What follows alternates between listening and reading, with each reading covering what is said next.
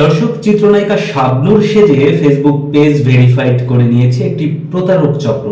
বিষয়টি নিয়ে বেশ দুশ্চিন্তায় পড়েছেন এক সময়ের তুমুল জনপ্রিয় নায়িকা শাবনূর। কারণ যে প্রতারক চক্র শাবনূরের নামে ফেসবুক পেজ ভেরিফাইড করে নিয়েছে, তাদের কাছে হয়তো শাবনূরের পাসপোর্ট কিংবা জাতীয় পরিচয়পত্রের তথ্য রয়েছে, না হলে তো ভেরিফাইড করতে পারতো না।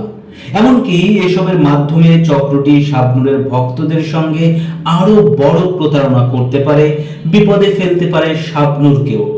তাই নিজের অরিজিনাল ফেসবুক আইডি থেকে ভক্তদের সতর্ক থাকার আহ্বান জানিয়েছেন শাবনূর।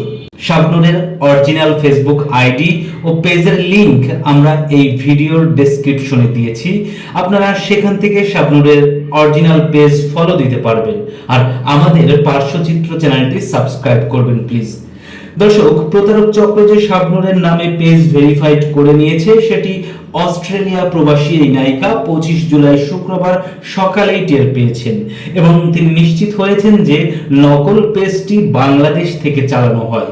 নকল এই পেজটিতে মোট ফলোয়ার 6,59,000-এর বেশি।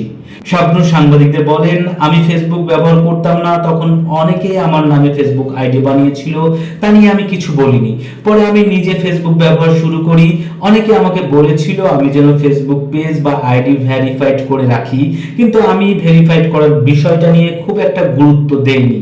এখন মনে হচ্ছে ভেরিফাইড করে নিলেই ভালো হতো। যারা আমার নামে পেজ ভেরিফাইড করেছে তাদের উদ্দেশ্য মোটেও সৎ না। শাবনূর জানান, বিষয়টি তিনি ফেসবুক কর্তৃপক্ষকে অবহিত করেছেন। এ নিয়ে থানায় জিডি করবেন, পুলিশের সাইবার নিরাপত্তা বিভাগকেও জানাবেন। দর্শক, প্রতারক চক্র যেন শাবনূর আর তার ভক্তদের কোনো বিপদে ফেলতে না পারে সেই কামনা রইল, শুভকামনা রইল আপনাদের জন্যও। সাবস্ক্রাইব করে সঙ্গে থাকুন আমাদের পার্শ্বচিত্র চ্যানেলের।